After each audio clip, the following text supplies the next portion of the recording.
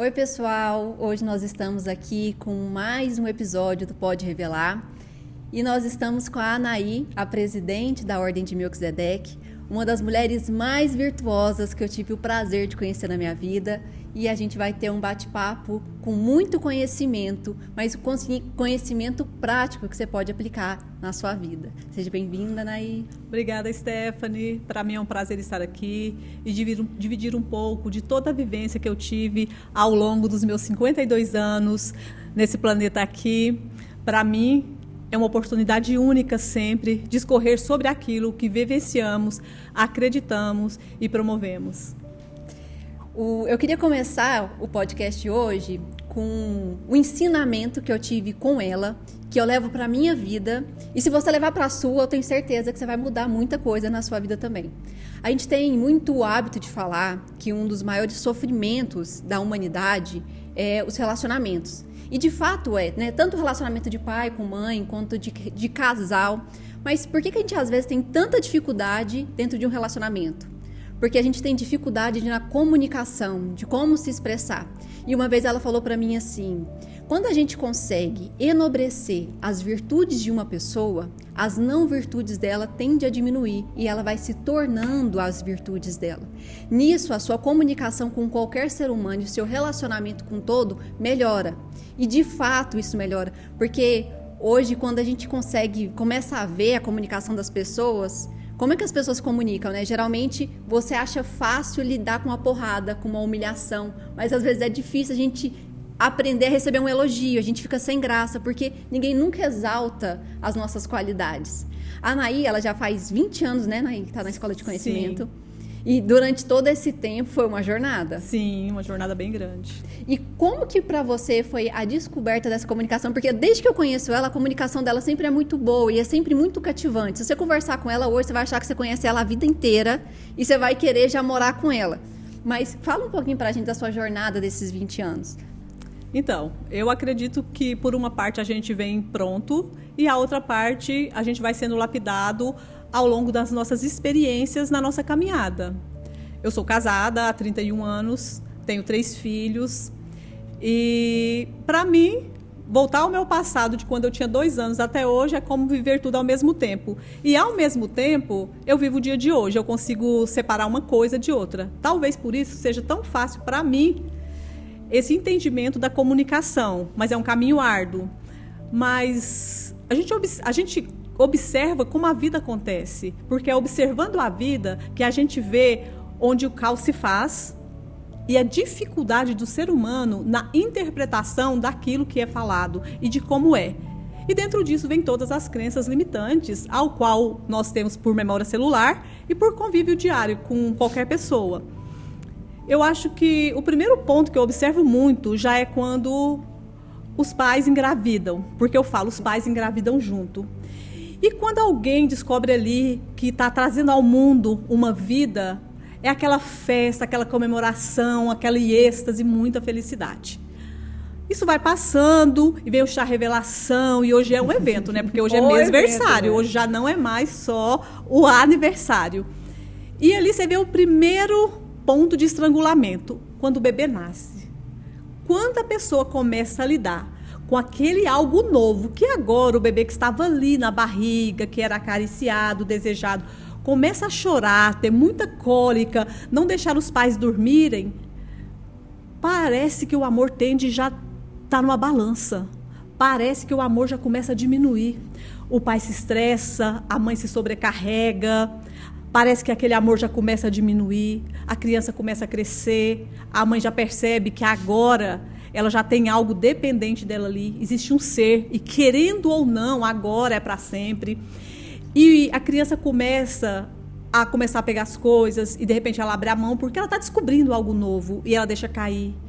E normalmente é muito raro você ver um casal de pais que tem a paciência de entender que é o aprendizado da criança. Normalmente já começa a repreensão do filho.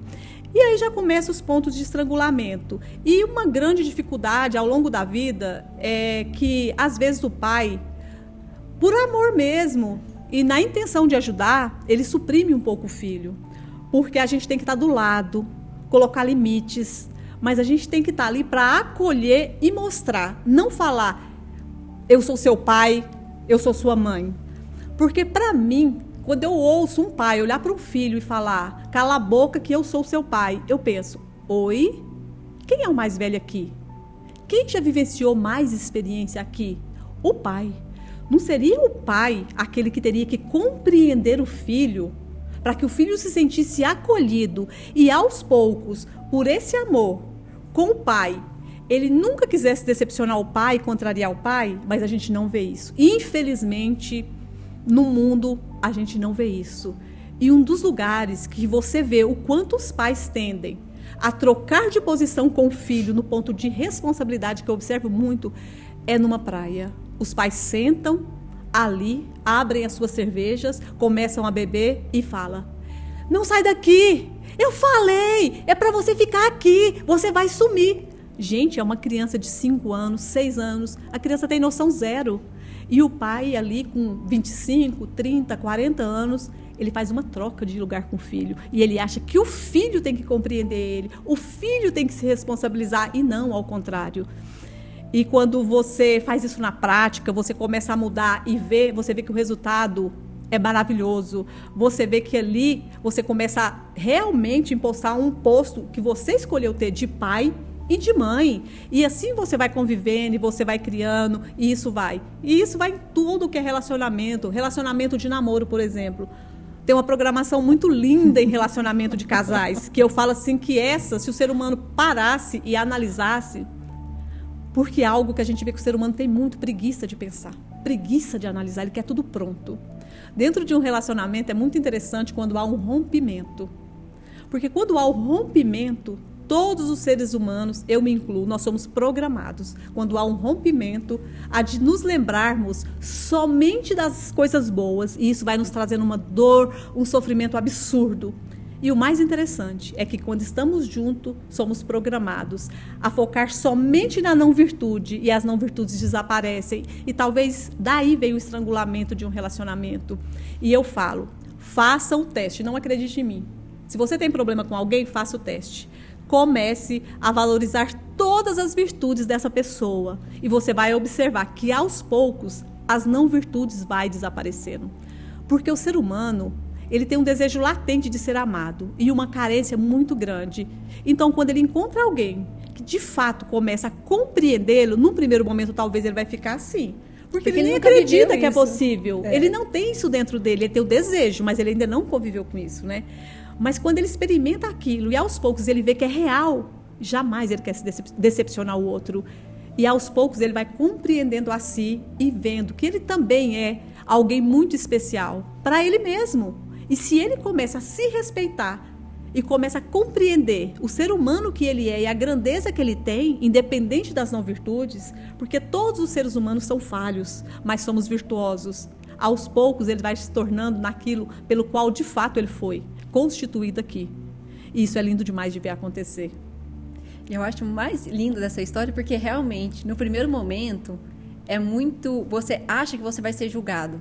E você tem até medo de decepcionar a pessoa. Mas, de fato, você nunca vai decepcionar, porque a pessoa, como ser humano, ela também sabe que todo mundo pode errar. Então, ela espera que existem momentos que vai existir fraquezas, mas ela ainda vai estar ali para te dar a mão quando você precisar. Até mesmo essa programação de que, eu vou decepcionar, na verdade, é simplesmente um processo de inferioridade que você está passando até você conseguir ter as virtudes. Mas, dentro do quanto eu estava falando, eu lembrei de uma coisa muito, muito, muito engraçada. Quanto mais conhecimento a pessoa tem, mais ela deveria ter a capacidade de abster desse conhecimento e compreender o próximo. Mas, na verdade, é o contrário. Quanto mais conhecimento as pessoas têm, mais ela quer fazer a outra pessoa engolir a verdade dela, porque ela acredita que a verdade dela está mais próxima da absoluta. Quando, na verdade, o maior sempre tem que entender o menor nesse processo da compreensão, que é o servir. Uma das outras grandes virtudes que eu acredito que você tem e eu vejo no dia a dia, a capacidade de servir e que não é tão simples. Mas nessa questão de relacionamento, os nossos pais, vamos dizer assim, os pais nem sempre têm um nível de conhecimento onde ele consegue passar isso para o filho. E o filho começa a repetir o mesmo padrão do pai. Sim.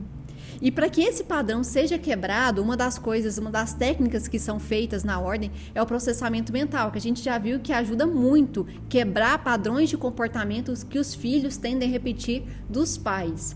Quais vocês acham, qual é o padrão de comportamento que você mais vê nos tratamentos? Então, voltando um pouquinho no assunto, é algo muito, eu diria assim, muito intrínseco no ser humano. Como o ser humano é machucado e ele deseja machucar. Porque todo aquele que é ferido, ele deseja ferir. Porque você vê, se eu tive dentro da minha criação, na minha família, dos meus pais, algo que eu não gostava, se eu sou um pouco inteligente e amorosa, vamos tirar o inteligente, vamos deixar a amorosa. Eu quero ser amorosa com os meus filhos. Então, se para mim não foi bom, eu não gostaria de repetir isso com os meus filhos. Na minha criação de filhos, foi daí que eu parti. Tudo que eu vivenciei com os meus pais, que não foi agradável para mim, eu não repeti com os meus filhos. E você vê que nos atendimentos, quando a gente senta para fazer ali a anamnese, a tendência de todo pai que senta na nossa frente, ele fala: mas eu fui criado assim. Aí quando eu pergunto para ele: mas você gostava de ser tratado assim? Não, esses eram meus grandes conflitos com o meu pai ou com a minha mãe. Aí eu pergunto: se você não gosta de uma comida e você pagou caro por ela, quando você voltar nesse mesmo restaurante, se você voltar nesse mesmo restaurante, porque muitas vezes a gente nem volta. Ou quando você comprou uma roupa que foi muito cara e o corte não era tão bom e não caiu tão bem, às vezes você nem volta. Mas às vezes, porque você quis muito ter aquilo, porque a sociedade dita que isso é bom ou isso é ruim, você volta. Mas você jamais pedirá o mesmo prato ou comprará a mesma roupa. E o ser humano ele tem a tendência de repetir. E aí, nesse momento, a gente já começa a abranger um pouco, expandir um pouco a consciência para a pessoa compreender que se você não gostou daquilo, não é bom que você faça. E dentro do processamento, é muito interessante a gente ver como a inversão de valores é o que está meio que destruindo o relacionamento entre pais e filhos. Primeiro, destrói os relacionamentos entre casais, porque hoje praticamente 80% dos adolescentes têm pais separados. Uma vida muito corrida e às vezes eles ficam uma semana sem encontrar com os pais, porque quando ele chega, o pai está para a rua. Quando ele acorda para ir para a aula, o pai ainda não chegou. E a inversão de valores é tão grande que dentro de todos os tratamentos de processamento, eu acho que uma das coisas que ficou muito marcada em mim, que uma vez eu atendi uma moça, já mãe, uma jovem moça mãe, que ela devia ter ali uns 40 anos de idade, e a filha dela usava drogas, tinha alguns problemas, mas quando eu fui pegar, o que mais incomodava nela no processamento era a filha comer no quarto e deixar o prato no quarto. Aí você testifica a inversão total. Por quê? A lógica seria ela estar muito mais preocupada com a saúde mental da filha dela, de buscar o porquê que a filha dela buscou a fuga nas drogas, mas não, o que incomodava nela era o material. Era a casa, não era nem a casa, era o quarto dela bagunçado. Aí você pensa, se um prato é mais importante que uma saúde mental, como é que é o relacionamento dessa mãe com essa filha? E que dia que essa filha vai voltar por equilíbrio e compreender que a vida dela, o ser dela, é muito mais importante que a fuga dela. Então é muito complexo. Mas o que você mais vê é a tendência da repetição de padrão. Minha mãe me criou assim, eu estou criando assim. E a tendência de querer sempre ter razão. Porque quando eu falo para um paciente meu, não é bom e não é louvável um pai ou uma mãe mandar o filho calar a boca que ele é o pai ou a mãe. No primeiro momento, eu sou quase que linchada, né? Mas depois, quando você explica, esmiuça, a pessoa começa a compreender. Agora, entre compreender e pôr em prática é um longo caminho, porque isso acaba sendo uma crença limitante. E é muito complexo quando normalmente nós somos muito condicionados a ter razão. O dia que a gente descobre que ter paz é muito melhor que ter razão, aos poucos, a gente vai libertando o que nós somos, tirando todas as pedras que nos aprisionam e não nos deixam caminhar enquanto seres espirituais. Mas é muito difícil o primeiro passo. Mas quando a pessoa começa a dar o primeiro passo, a gente vê no próximo atendimento, ela já está mais leve. Eu costumo dizer que somos formados por pixels de luz. E os pixels de luz na pessoa, é claro. Inclusive, a gente teve o caso de uma paciente recente que ela fez o tratamento completo ela fez também a reposição das células com produtos nanotecnológicos, né, que a gente indica. E ela teve que ir no banco para trocar a foto dela. Por quê? Não era reconhecido o facial dela, do quanto que aumenta os pixels de luz. Porque quem trabalha com isso entende que a câmera melhor, a foto melhor, é pelo número de pixels que tem. E nós também somos formados de energia. É que muitas vezes a gente nem sabe disso, né? Então, quanto mais a gente está conectado com o nosso espiritual e com o que fala em nós, é que faz a gente ter um brilho. Mas é o brilho do espírito, não é o brilho da matéria, é o brilho do espírito. E às vezes a pessoa chega perto de você e fala, nossa, você é diferente. Mas a gente fala, somos diferentes mesmo. Escolhemos estar aqui na Terra para ser e não para ter, sabendo que tudo está dentro de um equilíbrio. Mas a gente busca sempre ser para ter e não ter para ser. Uma coisa interessante dentro do atendimento, que você falou e é realmente um ponto que é muito complexo, é essa pessoa ela entender que ela deixar de ter razão não é ser humilhada. Sim. Porque ela liga muito isso, né? Sim. Nossa, assim, então se eu falar que eu estava errado, parece que é uma humilhação. Não. Na verdade, existe ato de coragem maior do que você conseguir pedir perdão e falar, estou errado. Inclusive, a gente brinca muito isso nas aulas, né? Existem palavras que as mulheres não sabem falar. Por exemplo, é muito difícil a gente falar, me perdoa, eu estava errada. Essas coisas, assim, a gente tenta arrumar um jeito de mostrar, de pedir perdão. Mas, porque geralmente é ligado à sensação de que você está se humilhando. Quando, na verdade, assumir um erro, para mim, é um ato de coragem, é uma virtude. E, às vezes, a pessoa demora, porque os valores estão invertidos. Sim. E a gente costuma dizer que errar uma vez não é erro, é um aprendizado. Quando você resolve a repetir a mesma coisa, que o resultado já não foi bom a segunda vez, a partir daí, você já não está errando, você está escolhendo. E a partir do momento que a gente escolhe, a gente já abre responsabilidade sobre esse caminho que escolhemos percorrer. Então, daí, já vai vir, vamos lá, um preço que diríamos uma carga sobre você. Porque eu acho que é bíblico isso que fala. A ignorância é uma bênção. Que quando você é ignorante sobre um assunto, ou seja, inocente sobre um assunto, você não vai ser cobrado sobre ele. Mas a partir do momento que você já experienciou, viu que o resultado não foi bom, mas tende a ter a cabeça dura e repetir o mesmo erro, aí você escolheu sim. Agora, a reação sobre isso vem maior. Estando num planeta tridimensional, nós sabemos que se eu aponto um dedo, 3 estão apontados para mim. Então, a reação sobre mim será 3 vezes maior da que eu enviei. A bolinha bate e volta. E essa é a tendência, né? E cada vez que aumenta o seu nível de conhecimento e consciência, né, essa bolinha volta mais doída. Porque, teoricamente, você tinha que estar compreendendo e não atacando, né? Sim, exatamente. Porque todo conhecimento ele pode ser usado para 2 pontos de vista. Manipulação pelo seu bem próprio ou construção de um mundo melhor. É sempre bom a gente escolher a construção de um mundo melhor. Eu acho que Cristo foi um dos maiores exemplos disso, porque Cristo, ele ensinou isso em cada ato que ele fez, né? Ele mostrou que a pessoa tinha que querer, escolher, mas o tempo inteiro ele mostrou isso, em cada atitude. E eu sigo Cristo. Para mim, Jesus Cristo é o cara, é o que veio aqui para deixar para a gente um roteiro. Ele é o foco. A gente nunca vai ser ele, mas que a gente possa fazer as obras dele.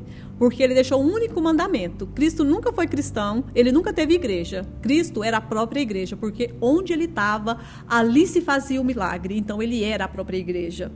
E Cristo ele deixou um único mandamento. Amar a próximo como si mesmo e Deus sobre todas as coisas. Então, do que adianta eu estar com os meus filhos bem criados, com a mesa farta, se eu sei que o meu amigo está passando por um problema financeiro, ele não está tendo comida. Se eu não for amorosa ao ponto de ajudar aquele que está do meu lado e sofre, de nada adianta o que eu faço para os meus filhos. Porque eu costumo dizer, amar quem a gente ama é muito fácil. Amar quem não ama a gente, aí sim você começa a mostrar suas virtudes. Porque talvez, mostrando para essa pessoa que é possível, ela tem uma escolha. Ou ela vai ignorar você e não vai querer esse amor, e aí já é uma escolha dela e você não tem problema com isso. E tem aqueles, sim, que escolhem ser sábios e falar, ei, é uma oportunidade, eu vou seguir. E você consegue ainda ser luz na vida dessas pessoas. Isso é muito lindo. Então, sempre eu promovo uma ação. Agora, a reação que eu acredito que é o único livre-arbítrio que nós temos na Terra, aí já é individual para cada um. Porque, às vezes, a mesma luz que edifica e ilumina é a mesma luz que para uns cegam. Porque tudo depende do nosso ponto de vista. E o nosso ponto de vista está diretamente alicerçado no nível de amor e compreensão que nós carregamos em nós. A sua medida, a minha medida, é sobre o que eu compreendo e o que eu amo, indiferente do que o outro vai achar. Porque se a gente preocupar com o que o outro vai achar sobre o que eu faço, eu de nada sei e de nada faço, porque eu estou condicionada a uma aprovação. Não. Que todos os dias, ao colocarmos o nosso rostinho no travesseiro para dormir, a gente tenha certeza que demos o nosso melhor ali, independente se foi ou não o que o outro queria. Porque o aprendizado é de cada um. E o meu melhor, às vezes, não é o que o outro esperava. Mas que isso nunca tira a nossa paz. Porque, na verdade, se temos a certeza que dizemos sim todas as vezes que poderíamos ter dito sim, e dizemos não todas as vezes que poderíamos ter dito não, deitaremos a cabeça no travesseiro e dormiremos sossegado, independente do que o outro acha. E isso é entrar no estado de paz. Lógico que na Terra não vivemos a paz plena, mas podemos sim experienciar o que é um estado de paz. E o estado de paz é a certeza de que todos os dias demos o nosso melhor, independente do que o outro acha. Porque voltando no livre-arbítrio, isso é um ponto de vista meu, pelo meu aprendizado como Anaí. Eu acredito que o nosso único livre-arbítrio é a nossa reação sobre a equação que nos é proporcionada aqui na Terra. Porque eu acredito sim que a gente não tenha destino, mas a gente venha com predestinações sobre situações para aprendizado. E eu acredito que ao receber uma ação sobre mim, boa ou ruim, ao meu ponto de vista, sendo que tudo é bom e justo aos olhos de quem nos criou, mas para mim, enquanto sensação de emoção, eu posso achar boa ou ruim, é para enaltecer quem eu sou. E a minha única colheita como aprendizado aqui pelo meu livre-arbítrio é o resultado, a minha reação sobre isso. Então, para mim, eu acredito que o único livre-arbítrio do ser humano é a reação sobre os problemas apresentados. Porque se de fato tivéssemos livre-arbítrio na totalidade, escolheríamos todos os nossos dias, o nosso roteiro, e ele seria cumprido com louvor tudo. Eu não conheço na Terra ninguém que determine o que vai acontecer. Muitas coisas conseguimos sim determinar e acontecer, mas muitas coisas fogem à nossa mão. Foge ao nosso entendimento. Então, para mim, eu não acredito no livre-arbítrio total. Eu acredito nesse livre-arbítrio, da nossa reação sobre o aprendizado nos proposto. Inclusive, a gente brinca muito falando, você quer saber como não vai ser o futuro? É do jeito que você achou. Você já descobriu a probabilidade de que não vai ser. Até mesmo porque a nossa capacidade até de pedir ainda é pequena. Porque muitas das vezes a gente recebe, vamos dizer, de Deus ou de algo maior, algo até mesmo maior do que a gente pediu. E a gente até limita o nosso futuro dentro de algum desejo ínfimo, perto da grandiosidade daquilo que a gente já merece pelo preço que a gente paga. Tem muitas coisas que a gente fala na aula e que eu acho válido trazer para o podcast, é que se você parasse para pensar, talvez o que Deus queira saber de você. E é o que a Anaí está falando, talvez Ele só queira saber a sua capacidade de amar. Mas a sua capacidade de amar é proporcional à sua capacidade de sentir dor e continuar sem descontar no próximo, porque aí você perde o amor. Porque, na verdade, você só ama o próximo quando você ama a si mesmo. E você só ama a si mesmo quando você se conhece. E, às vezes, conhecer as suas não virtudes e todas as coisas que você deixou o mundo te emporcalhar, dói e é um sofrimento. A maior dor que a gente carrega não é sobre o que o outro faz pra gente. Sim. É sobre quem nós nos tornamos mediante ao que nós somos de fato. Porque deve ser horrível para um espírito olhar para um corpo e imaginar, pra que eu me tornei isso? Pra gente ter uma dimensão, talvez seja para você olhar para um animal e pensar em voltar a ser um animal. Esse é um ponto de vista de um espírito pensando que está dentro de um corpo. Pensa como é difícil imaginar isso e pensar que talvez você abriu mão de todas as suas virtudes, questões de ser, para colocar na frente tudo aquilo que você pode ter no planeta. Que voltamos no caso lá da mulher, que tem a questão da filha e tudo. Essa grande inversão de valores, buscando o ter e deixando o ser, é que talvez fez muito da humanidade se perder, né? Porque nesse momento foi quando a gente deixou de ter a família como a coisa mais importante e ter a sociedade como um aval daquilo que a gente acha que é felicidade, né? Exatamente, porque o ser humano hoje a felicidade dele está condicionada ao que o outro acha.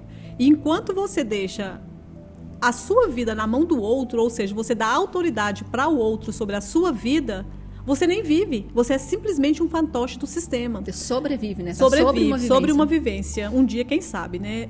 No Alto Egito existia o equilíbrio entre o espírito e a matéria. Então, lá no Alto Egito, eram seres muito evoluídos, então lá não interessava se você era aquele que coletava o lixo ou se você era um médico do alto gabarito. Se eu trabalhei 3 horas por dia como um coletador de lixo e o médico trabalhou 3 horas por dia, ganharia o mesmo valor, porque existia liberdade espiritual e liberdade material. Só que isso se perdeu na Terra quando a justiça veio ao chão, né? E hoje a gente vive o que vive. Hoje a pessoa escolhe uma coisa ou outra. E o ser humano sempre está condicionado a dar a autoridade para o outro sobre a sua vida. Porque a pessoa fala, ai, fulano me irrita, fulano me estressa. Não, é você que tem o estresse dentro de você e a irritação dentro de você. Porque o dia que você vencer isso, ninguém te estressa e ninguém te irrita. Mas calma, gente, é um longo caminho, mas é possível para todos. Você só tem que morrer para tudo que você acha que é e redescobrir o que você é de fato, né? Porque se você resgata o que você é, você vai descobrir que você está sendo tudo, menos o que você é. Que entra naquela questão do ter e abster, né?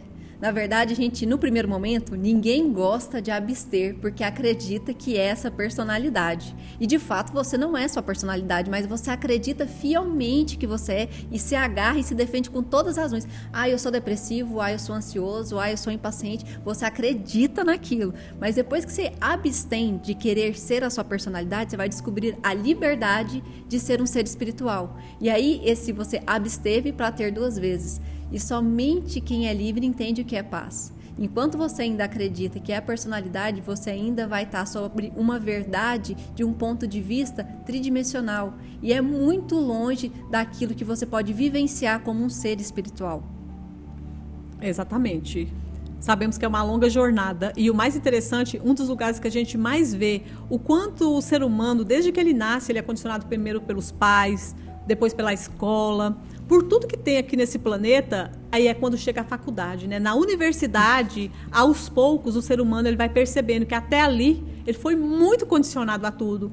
Porque, olha, hoje em dia eu falo sem medo de errar, é raro, mas é muito raro um jovem que entra num curso e ele segue com aquele curso até o fim, sem não trocar de curso, porque ali ele descobre que ele foi condicionado a algo, muitas vezes pelo pai, pela mãe, pelos amigos, pela sociedade, sim, pela sociedade ali. E aí ele muda de curso. E alguns mudam 1, 2, 3, 4, 5. E aí depois ele abandona a faculdade e se encontra na vida. E muitos mudam 1 vez, 2 vezes e também se encontram na vida. Mas até essa decisão é muito dolorosa. Porque a gente nasce com muitas programações, né? A pessoa tem muita aprovação, né? E essas programações são provadas dentro da neurociência, que realmente o ser humano, a programação passa de geração em geração.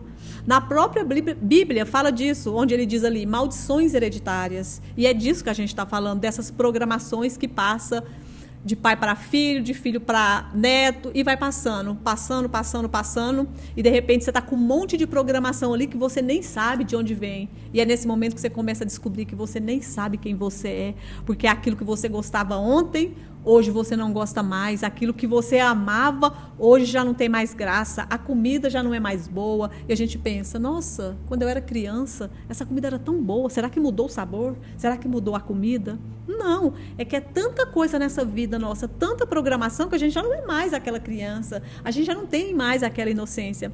E a gente sempre fala, né, que se crescêssemos com todas as programações da inocência e da decisão que nós temos sem nenhum conflito das crianças, seríamos seres humanos realizados e felizes. Mas, aos poucos, a gente deixa de não ter conflito pelo conhecimento que a gente vai tendo, como foi dito lá no começo, o conhecimento também ele faz nos conflitar sobre quem nós somos. Uhum. E aí você vai vendo que você só juntou um monte de coisa dentro de você, ou seja, muitas programações, e você está perdido no meio daquelas programações. E aí a gente recebe pessoas novas, pessoas velhas e até mesmo criança de 9 anos com síndrome do pânico, com depressão, com ansiedade. Uns porque querem viver o passado e outros porque só querem viver no futuro.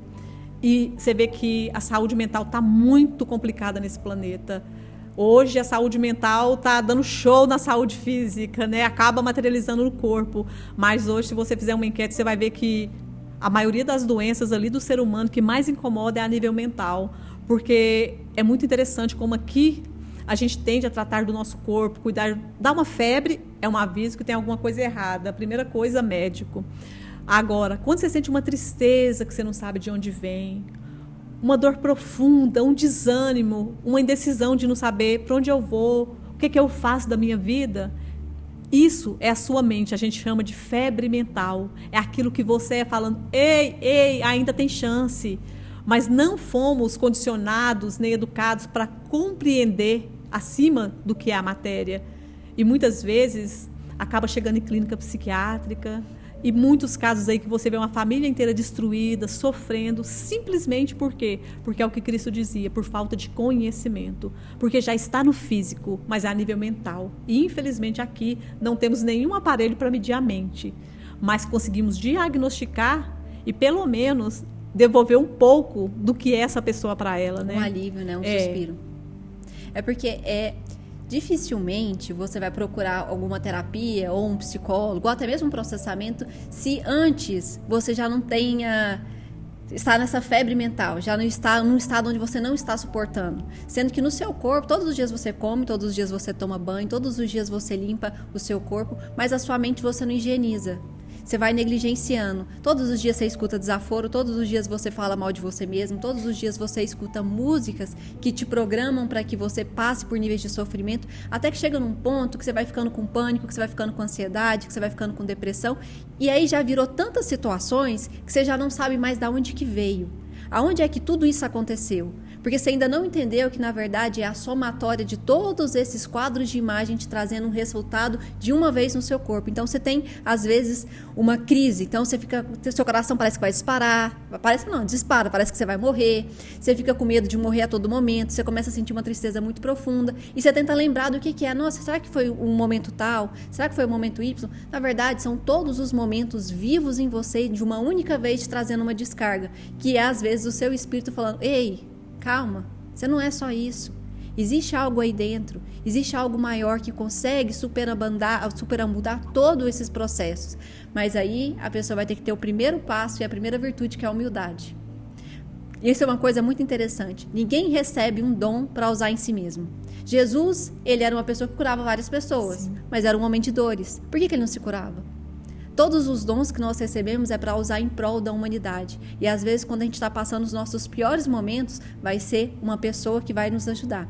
E graças a Deus, eu acho que uma das técnicas mais bonitas que eu vivenciei, que eu vi, que eu recebi, que eu apliquei, é o processamento. Porque é onde a pessoa consegue voltar a ser ela. É quando ela recebe um suspiro. E o que a gente mais escuta depois das sessões é: nossa, que alívio. Depois de um tempo a pessoa fala, nossa, eu carreguei isso tudo e eu não precisava. Era como se carregasse uma mochila pesada por muitos anos da vida e não precisava. E às vezes essa mochila que você carrega são de interpretações que você teve durante a sua vida que não fazem mais sentido para você hoje, mas você nunca teve, às vezes, a oportunidade ou um momento de ressignificar aquele momento na sua vida. Tirar aquela carga emocional que não precisava mais ter, porque você já tem um amadurecimento disso. Mas só que na época, às vezes você era uma criança, e aquilo para você foi um trauma muito grande. Mas se você precisa entender, mas quando o seu machucado está doendo, você quer cutucar para lavar? Não. Por que você vai lá no médico? Porque ele vai ter que dar anestesia, tirar seu machucado. Quando a gente passa por traumas, a gente também não gosta de lembrar. Sabe o que a gente faz? Finge que não existiu. Aí você tenta esquecer. Só que às vezes você tenta esquecer tanto que depois você começa a esquecer de outras coisas. Porque para sua mente tanto faz. Se ela interpreta que você quer esquecer dos momentos, ela não vai esquecer só dos momentos doloridos. Ela vai começar a se esquecer de tudo. Depois disso vira uma doença psicossomática e às vezes você começa a ter um início de Alzheimer.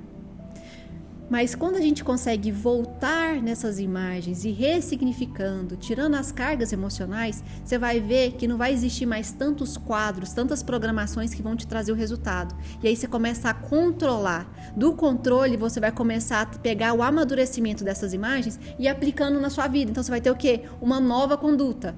Que é uma conduta igual a Nay fala. Às vezes a gente não tem livre-arbítrio, às vezes não.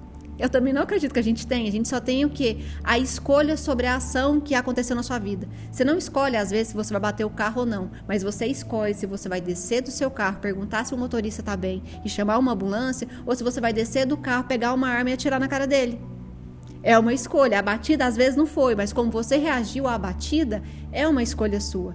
Agora, e ainda é entre aspas, porque se você foi condicionado a sua vida inteira a fazer ter um nível de comportamento que você acha que é o certo, quando você bate o carro, você vai agir igual seu pai agia, que era igual seu avô agia, porque é como você acredita que é o certo, porque para você já não existe nenhuma outra possibilidade. Mas quando você conhece uma técnica dessa e você volta nos momentos que você vivenciou, por exemplo, um trauma de uma batida de carro, a próxima vez que você bate o carro, você, às vezes, tem um ímpeto de fazer o que você sempre fez, mas você para e você pensa, eu posso fazer isso, eu posso ter uma nova escolha. E você recebe a liberdade de escolher ser uma nova pessoa. E isso vai moldando o seu caráter no futuro, ao ponto de você tirar dos seus filhos uma programação que você teve a vida inteira. E isso é muito bonito, porque começa a mudar gerações, né? Exatamente.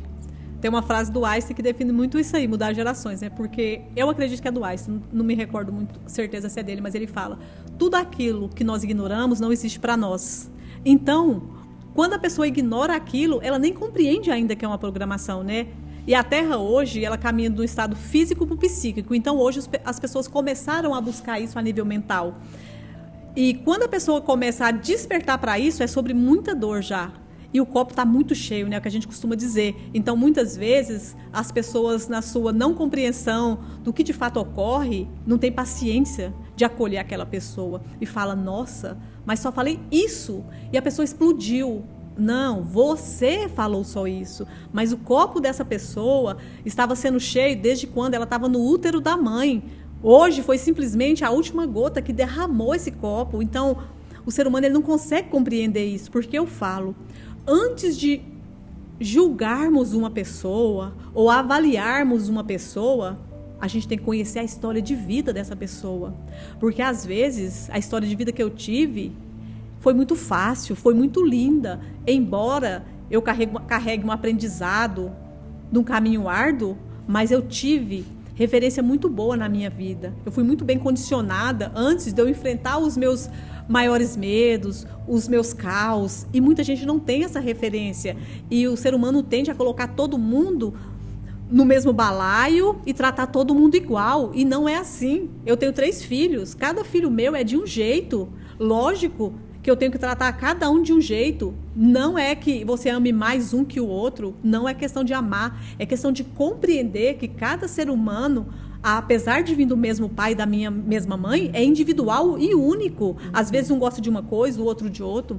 Um tem pouca paciência, ele tem que trabalhar isso para ele fortalecer, porque ele é sensível. O outro não, já aguenta mais o mundo, já está mais preparado. Um escolhe chegar na escola no primeiro dia e ser feliz. O outro escolhe chegar e não querer ficar na escola. E eu, como mãe, como aquela que escolheu trazer ao mundo, ou até mesmo os nossos pacientes, a gente tem que compreender a história de vida de cada um. Porque a primeira coisa que o ser humano devia fazer quando ele quer ajudar alguém é sentar e falar, me conta um pouco da sua vida.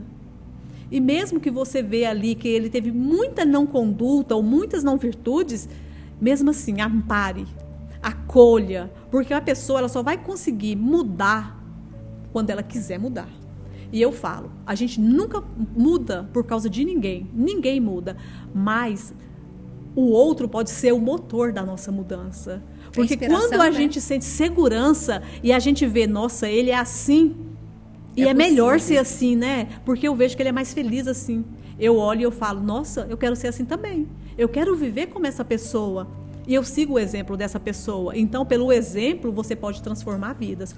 Como pelo exemplo, você pode matar. E o ser humano ele tem a tendência sempre de não compreender. Ele põe todo mundo nesse balaio e julga todo mundo igual. Então, o ataque de nervo, uma briga no trânsito, Uma explosão é simplesmente hoje o copo derramou, mas essa pessoa tem uma história. Ela traz uma bagagem ali. Então, se o ser humano tivesse o tempo e a paciência de conversar e compreender esse caminho, o rio da vida dessa pessoa, eu tenho certeza que o mundo já seria bem melhor. E a gente já teria atitudes de homens maiores, né? Homens com H maiúsculo. Mas o mundo, você vê que, embora tanta informação, porque hoje a gente está num mundo que é tudo muito rápido, né? Acontece aqui, o planeta inteiro já sabe. O mundo está caminhando para passos largos, para muito sofrimento, porque você vê hoje o que acontece entre pais e filhos, nação e nação, mas isso é bíblico, né? Já está lá. Então eu falo que se cada um começar a fazer a parte, a gente não vai mudar o mundo inteiro, mas que a gente possa mudar o nosso mundo e transformar o nosso mundo. Porque a gente pode sim, dentro de onde a gente está, promover um mundo melhor para as pessoas que convivem com a gente e mostrar que é possível, porque de um em um, aos poucos a gente forma uma célula forte. E às vezes, poucas pessoas conseguem mudar uma cidade, mudar um estado. Mas é muito difícil. Difícil é estar aqui nesse planeta. Difícil é nascer aqui nesse planeta. Difícil é a vida que se tem aqui. Porque você compra um carro e tem que pagar o imposto dele todo ano. Porque você anda na rodovia. Mas você também já pagou para isso.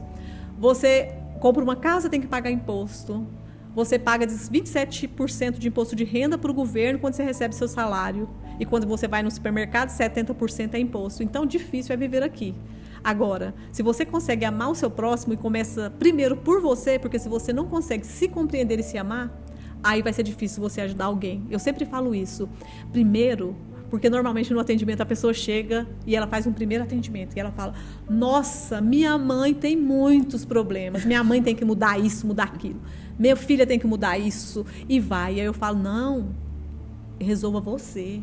Porque se você estiver bem, você vai conseguir ajudar. Do jeito que você está, você não vai conseguir ajudar, porque só um ser inteiro consegue ajudar o outro, porque você tem que estar firme, com as bases firmes, para poder estruturar o outro. Mas a nossa tendência é o quê? A gente quer salvar o mundo, mas a gente não quer olhar dos problemas da nossa casa, porque lá fora você foge, né?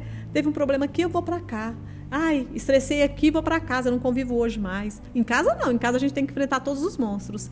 E eu acho que foi o grande laboratório a céu aberto que nós vimos sobre a dificuldade da convivência foi na pandemia da Covid, né?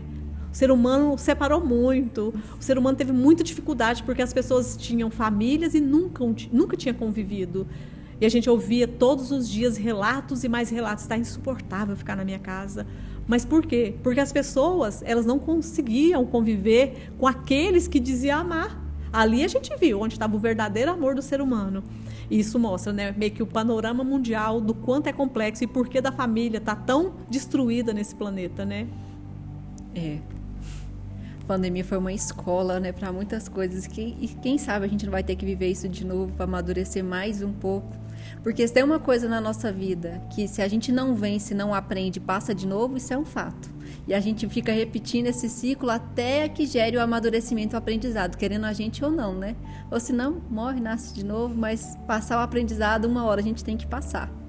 A tendência é cíclica, né? Então, tudo que acontece... Isso aí não precisa de ir longe, né? É só a pessoa começar a observar na vida dela que ela tende a repetir os mesmos ciclos, de ponto de vista diferente, mas as histórias que ainda deixam alguma dor nela, ela vai voltar de algum ponto de vista. Relacionamento é o mais visível disso. A pessoa termina um relacionamento, mas acha outra pessoa igual. Sim. Se não, só muda o sobrenome, eu mudo o nome, assim, nossa, fulano era ciumento com a roupa, mas agora é ciumento com rede social. Muda só um pouquinho da roupagem, só para você...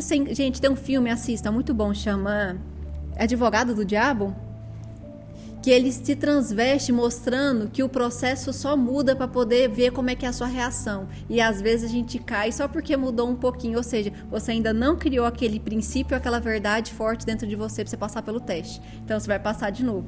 Mas o que eu estava conversando esses dias que eu achei muito interessante, não é que a situação que te incomoda vai parar de acontecer quando você viver ou vencer ela. Ela vai continuar acontecendo sempre na sua vida, mas como você venceu, ela deixa de ser importante. Então você nem conta como se aquilo ali fosse uma coisa relevante. Ai, nossa, me magoou. Não. É igual a Lois me falou, achei muito interessante. A roupa do neném. No primeiro momento, o neném coloca uma roupa, incomoda, porque é a primeira vez que a pele dele está sentindo a roupa. Depois ele vai acostumando com a contraexistência da roupa na pele. E depois você veste roupa todo dia e nem lembra mais que tá de roupa. É igual o processo. Você não vai deixar de ter problema na sua vida. Você vai ter problema todos os dias. Mas tem hora que você nem vai sentir mais eles, porque você já criou o quê? Fortaleza. Mas todas as vezes que a gente se depara com uma situação difícil, a gente tem duas escolhas. Ou três, na verdade. Ou você avança, ou você desiste, ou você fica negativo. O que seria o negativo? Seriam escolhas que te fazem retroceder, porque aí você vai ter que precisar de mais elementos para conseguir vencer aquele ali na frente de novo. Mas tudo sempre é uma escolha, né? Aquela pílula azul e a vermelhinha. Você sempre vai poder escolher qual é o caminho que você quer seguir. E o mais interessante é que eu falo assim, eu gosto sempre de pegar o que é macro, essa explicação é macro. E muita gente, quando ela tem a dificuldade de entender isso. Mas como assim? Eu venci, vai continuar a estar ali? Por quê? Porque isso é macro. Por mais que pareçam palavras simples, isso está no macro. Então, para quem não compreendeu isso ainda, parece muito... Como assim, gente? Eu venci, vai estar ali. Então, vamos lá. É como alguém que aprendeu a nadar. No primeiro momento, quando ele entrou na piscina, se ele não sabe nadar, ele vai afogar. Vai ter alguém ali para ensinar, vai ter a pranchinha de isopor, vai ter a professora, vai ter tudo. Aos poucos, ele vai vencer a resistência da água. Então, ele não vai para o fundo da piscina. Ele aprendeu a nadar. A água tá ali? Tá ali. A piscina tá ali? Tá. Ele aprendeu a nadar, não aprendeu? Sim. Mas se ele não nadar, ele vai afogar do mesmo jeito. Então, esse é o exemplo. A água tá ali, a piscina tá ali, tem o mesmo perigo. Você só vence isso e não afoga, por quê? Porque você escolhe ter a ação, você nada.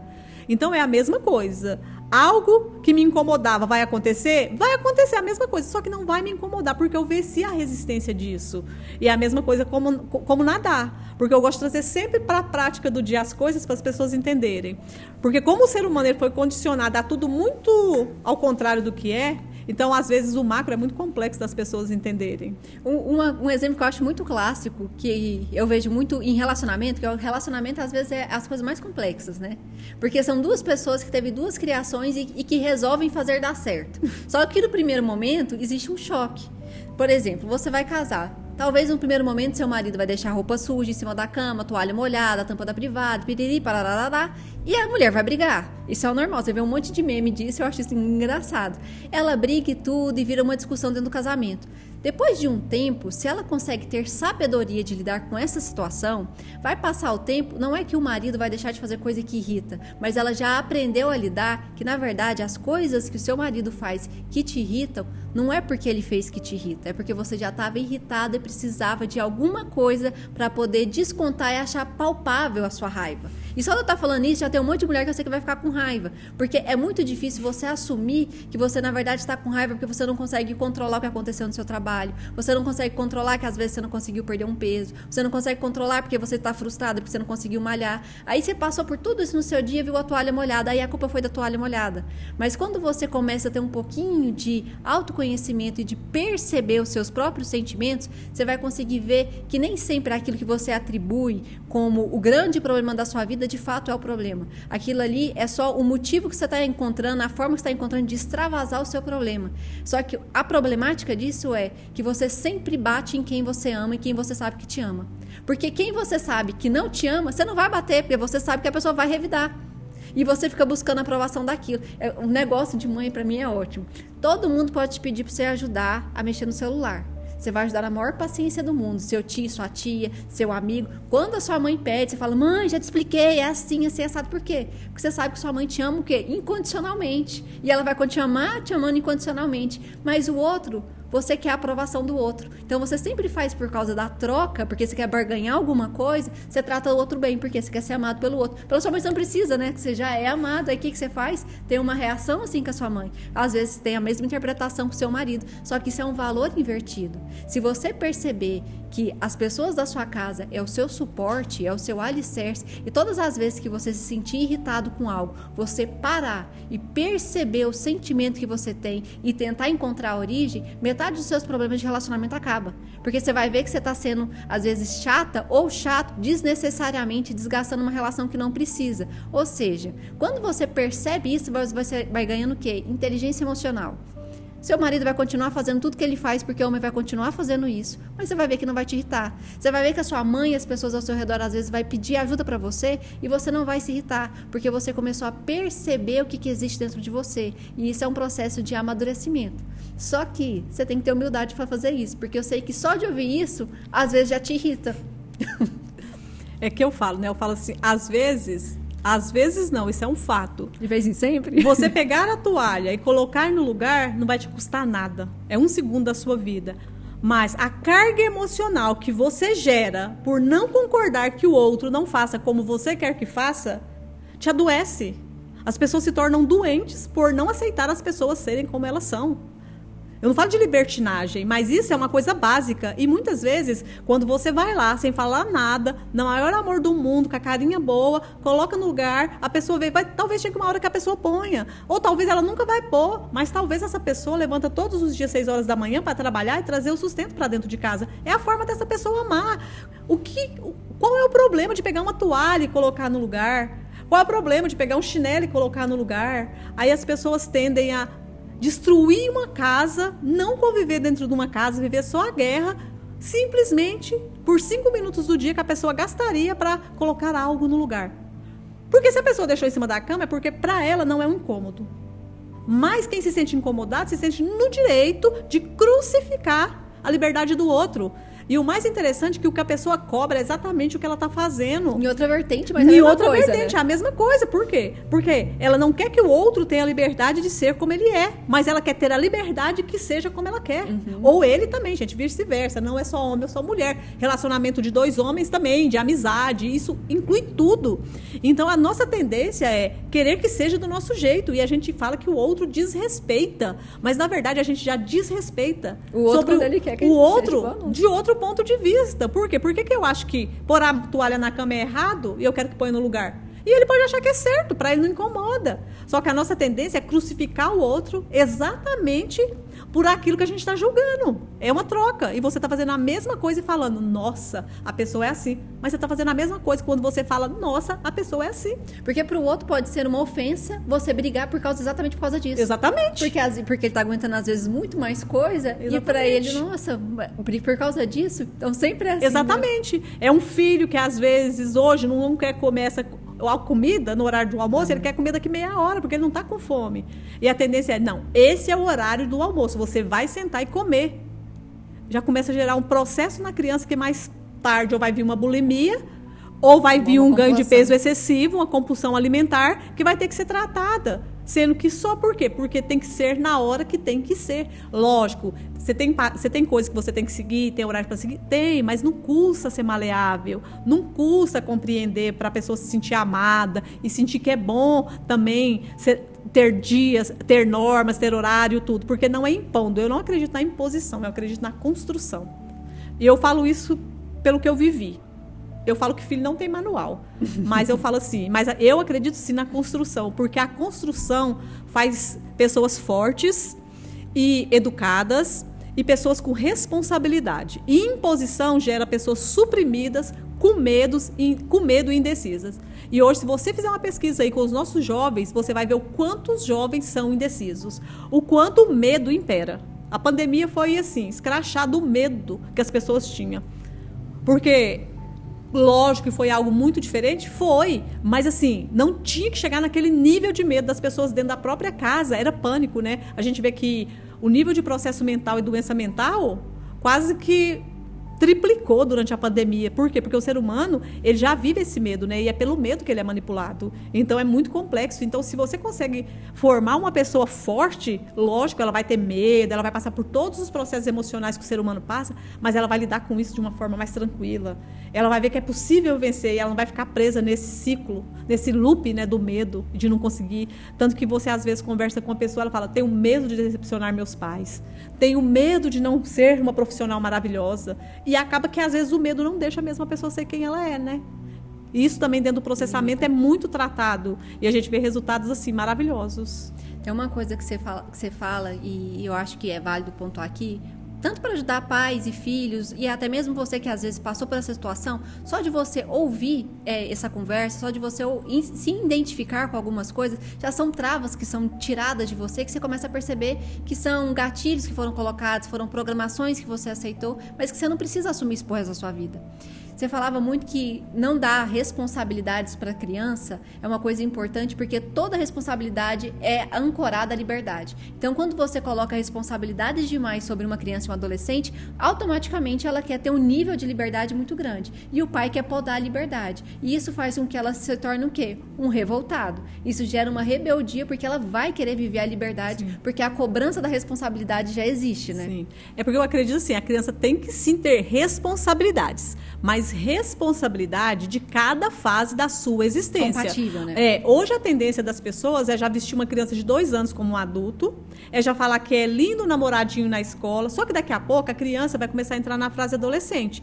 O bonitinho de 2 anos de idade já não vai ser tão bonitinho assim mais, porque agora já vai gerar uma certa preocupação.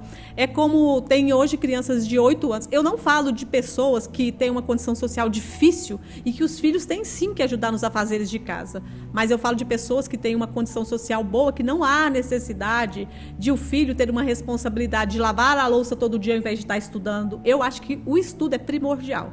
Eu acredito que o estudo é o único legado que você deixa para o seu filho, porque a roupa de marca acaba, o carro importado acaba, a casa maravilhosa acaba, isso tudo a gente pode perder, mas o conhecimento adquirido ninguém tira. E eu falo, uma pessoa bem formada, pelo menos o dinheiro por um sustento, por uma vida digna, ela vai ter, e ninguém nunca vai roubar isso dela. Eu nunca vi ninguém quebrar ou falir de conhecimento, mas de matéria eu vejo todos os dias da minha vida, e as pessoas louvam muito o status que vai mostrar para o outro, né, na sociedade. E eu acho que a gente tem que louvar muito o conhecimento e o legado de conhecimento que você consegue promover para o seu filho, porque eu acho que vale muito mais você investir o seu dinheiro numa boa escola, numa boa faculdade, do que numa roupa de marca ou num carro importado para mostrar para a sociedade. Lógico, se você puder ter as duas coisas, maravilha.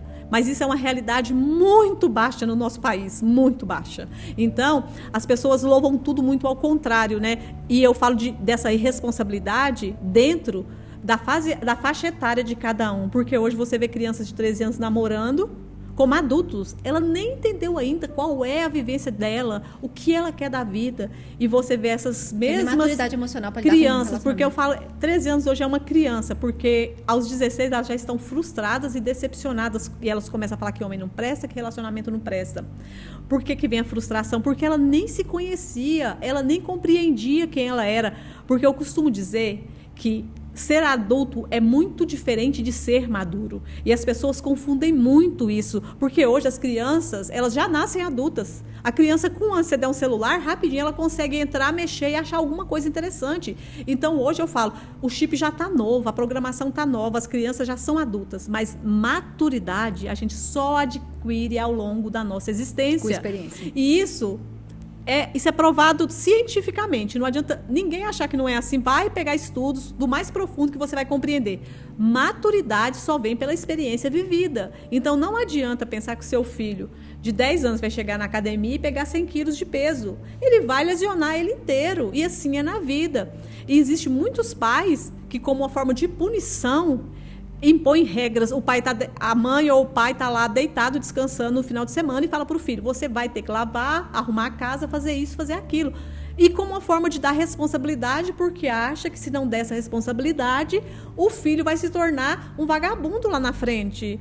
Mas, automaticamente, quando você gera uma responsabilidade além da faixa etária da criança, logo ela ganha a liberdade proporcional à responsabilidade. Então, você vê crianças de 10 anos tendo responsabilidade de adultos de 18. Só que ela não tem ainda maturidade. Então, ela vai querer ter essa liberdade. Ela vai falar, se eu posso fazer, eu posso ter. E ela começa. É aquele filho que não aceita as regras do pai e da mãe depois, quando ela entende que ele sempre vai me aceitar. Não é para sair de casa, você não tem idade. Ele sai, ele volta de madrugada, ele sabe que o pai vai brigar. Tem pai que ainda bate no filho hoje em dia, que eu acho assim, para mim, absurdo. Você falar que você ama tanto uma criança quando está na barriga, depois ela cresce e você, por não conseguir educar seu filho, você bate. Você espanca seu filho e aquele amor, então, já não era mais.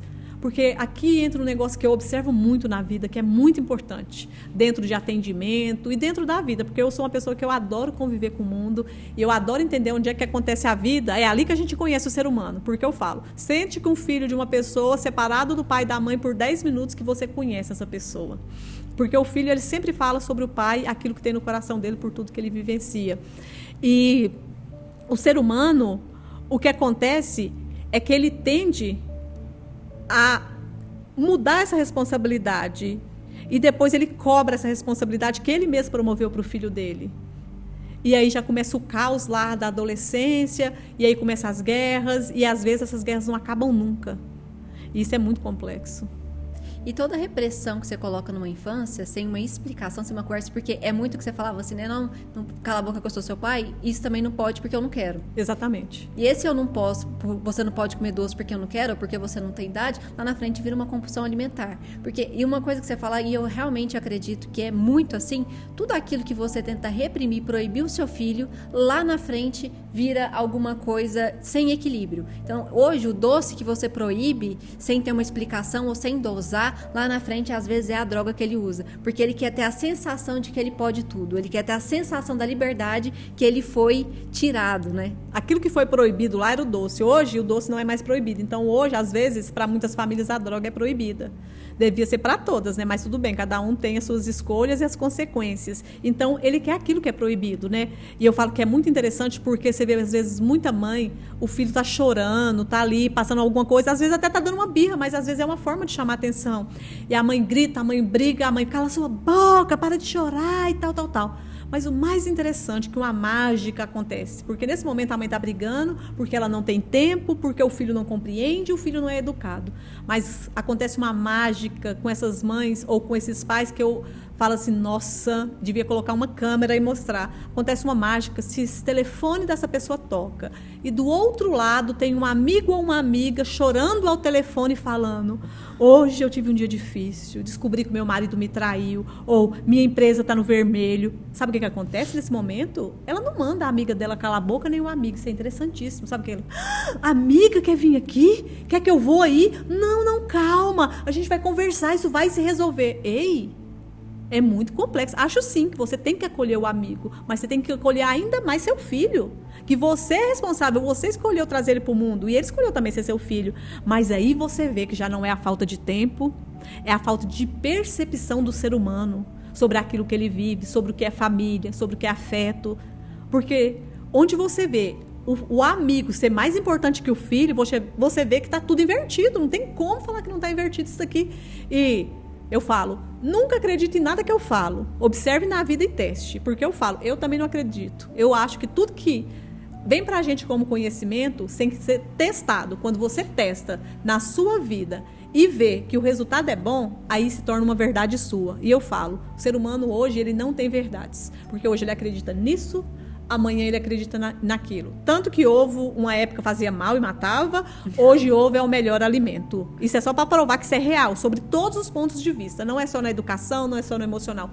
Em tudo. O ser humano na Terra, um dia isso é ótimo, isso mata. Então, a gente sabe muito bem como é que funciona aqui. Mas, teste. Se você testa, você constrói sua verdade, ninguém toca na sua verdade, porque eu falo, aquilo que se torna verdade para você, se alguém descer na sua frente e falar, eu sou Cristo, isso não é verdade. Você fala, tudo bem, para você não é verdade, mas para mim é verdade. Porque aquilo que você vivenciou e coletou a experiência e você tem certeza, não tem como trocar. Isso é uma verdade. Só que o ser humano, ele só coleciona incertezas e dúvidas. E ele não constrói verdades. Por quê? Porque ele quer agradar ou a sociedade, ou o amigo, ou qualquer outra coisa, mas ele esquece do primordial e do principal, agradar a si mesmo, porque é o que eu digo, quando a gente nasceu aqui, a gente nasceu sozinho, mesmo gêmeos, gente, nasceu cada um separado, e o dia que partirmos daqui, cada um vai partir sozinho, então a gente só leva o que a gente viveu e construiu dentro do ser, por as experiências proporcionadas e vividas, o resto, que é matéria, vai para a terra, e do pó viemos, para o pó voltaremos, né? Agora, o conhecimento adquirido e tudo aquilo que vivenciamos, que foi importante, aí a gente leva, né? Porque da vida só leva isso, né? Só leva o que se vive.